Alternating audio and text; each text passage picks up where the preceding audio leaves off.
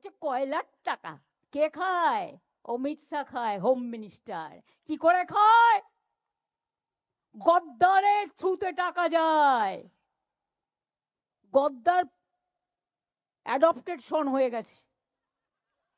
জগন্নাথের থ্রুতে টাকা যায় শুভেন্দু অধিকারীর কাছে, আর শুভেন্দু অধিকারীর থ্রুতে টাকা যায় অমিত শাহর কাছে।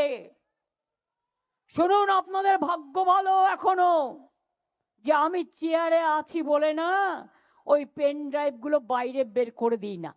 বেশি লাগালে কিন্তু বলে দিচ্ছি, আমার কাছে সব পেন ড্রাইভ করা আছে, আমি কিন্তু ভান্ডা ফাঁস করে দেবো।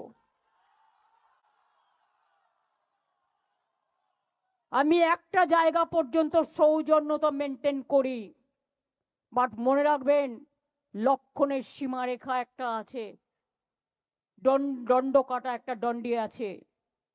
লক্ষ্মণের দণ্ডি পেরিয়ে গেলে কিন্তু আর সামলে রাখতে পারবেন না।